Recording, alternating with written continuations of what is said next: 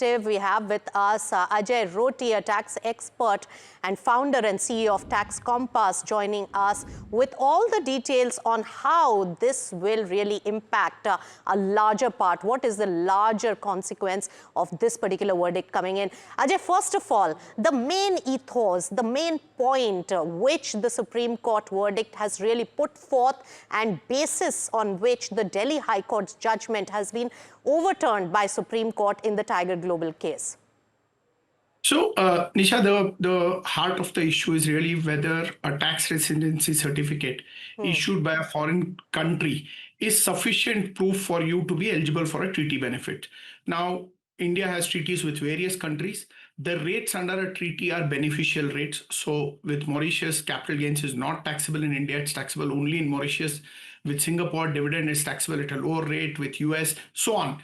Now, the fundamental requirement for you to be eligible for those rates is to prove that you're a resident of that country.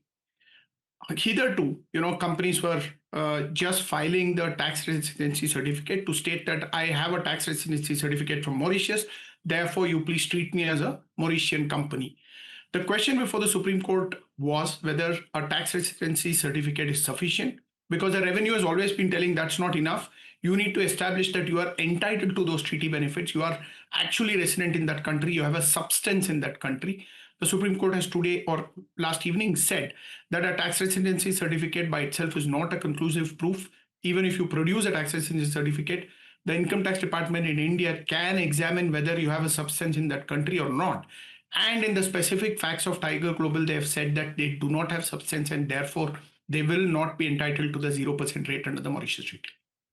So the main heart of this issue is that somewhere that Supreme Court must have insinuated that the TRC, tax residency certificate, could be used for hiding behind that by the foreign investors for tax exemption. That's the root cause and main point that is really coming out here. And therefore, only TRC is not just the ticket to tax exemption. It can be reviewed on a case-to-case basis by our revenue as well as tax department.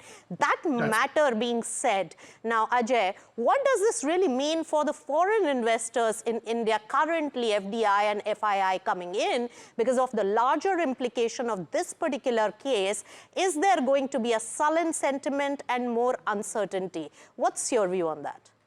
So I don't think this is going to impact anybody coming in today, or trades which are happening now, or exits which are happening now. And I'll tell you the reason is India had given up the right to tax capital gains in only certain countries, treaties with certain countries. Mauritius is one, Singapore was another. Now, in a lot of these, we have actually renegotiated the treaty. The Mauritius Treaty, the famous capital gains exemption, was renegotiated. And from 1st April 2017, if there are fresh investments coming, of course, there was a 2-year window where 50% tax rate was applicable. But leaving that aside, investments after 1/4/17 are anyway not entitled to the 0% rate, whether you have a TRC or not, because it's now taxable in India. Therefore, foreign investors who are coming in now or come in after 2017, or trades which have happened in this period and exits are happening now, purchases which have happened in the last 5-6 years, exits happening now, were anyway taxable. So this ruling does not impact them. This ruling does not impact all the foreign investors. It does impact the legacy trades, the legacy exits and transactions which have happened before 17. Right. So before 17, current transactions are not impacted by this. We want to lay that out. Now, what are the other cases now, Ajay, where this scrutiny can come about by way of the precedence of the Supreme Court verdict? So, the grandfathering or the zero rate is available, like I said, for all investments before 2017. So if any exits happen, there will be a greater scrutiny. But there are some cases, Nisha. The Flipkart exit itself was not only Tiger Global. There were other investors who exited. eBay exited, for example. A lot of these are at different stages of litigation. The Tiger Global ruling always had an impact on those. So there are a few cases relating to the same Flipkart exit where there could be potential tax demands or those litigation which had relied on the earlier favorable Tiger Global ruling at Delhi High Court will now get revived. There are a couple of other transactions which I am aware of.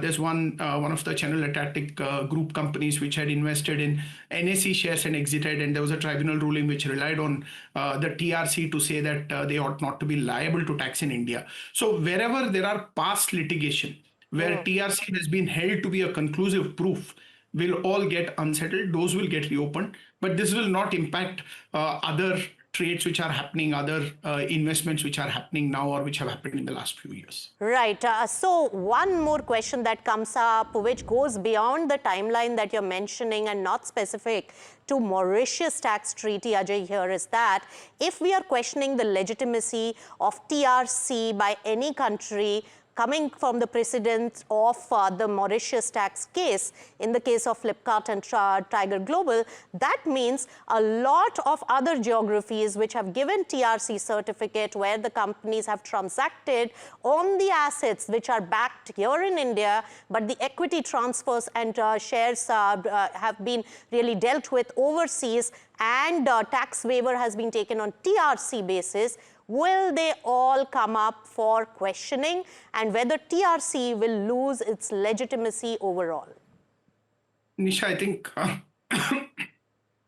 that's a very important question. And I think is one of the most important points here. Because, this decision may not just impact only the Mauritius and capital gains exit. Like you rightly said, there are different countries. Each country issues a TRC. Now, like I said at the beginning, if a non-resident has to claim a beneficial rate under the treaty, the tax residency certificate, or it's called COR in some countries, like Singapore calls it COR, which is certificate of residency. So either of them, a document with evidences residency, was taken as a proof by the Indian authorities. Today, that is questioned. It's not only for Mauritius, not only for capital gains. A dividend, for example, listed companies pay out dividend. Normal dividend tax rates are higher. Under Singapore, it's 10%. Netherlands is 5%, and US is 15%. And therefore, we apply these lower rates based on the certificate of residency or the tax residency certificate of those countries. Today, if the department were to challenge that, not accept it at face value, but to scrutinize that, then this impact could actually be much wider than just Mauritius and capital gains. All right, Ajay Rotti, thank you so much for getting us all the details and perspective on what could be the implications of this very large tax case, which Supreme Court verdict has really implied on the Tiger Global transaction on Flipkart stake sale. And also remember that Flipkart is headed for an IPO in India in this particular year, and this particular tax case comes on the transactions done on the stake sales of Flipkart earlier. All right, moving on then, India Mart stake shares, those are rising about 8.5% in trade, and that particular stock is buzzing in trade after, remember, Nalanda Capital scooped up a 1.8% stake. Let's take a look at what are the key triggers when it comes to this particular company, and what is it that the market is really rewarding them for. Sharad, my colleague, joins in with a comprehensive analysis and a word on what the analysts have to say about this particular stock movement and the stock performance. Tell us, Sharad. Nisha, you must be tracking the private equity space as well as Nalanda Capital, and once they enter for a very long period of time, and that is why it has been buzzing very positively for the stock. Now, of course, the valuations are on the cheaper side. Looking at the return ratios, they are also very high.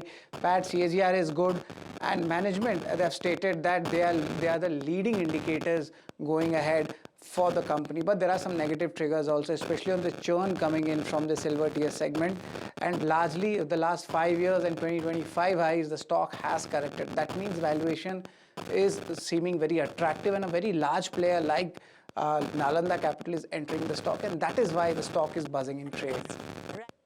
Thank you, Sharad.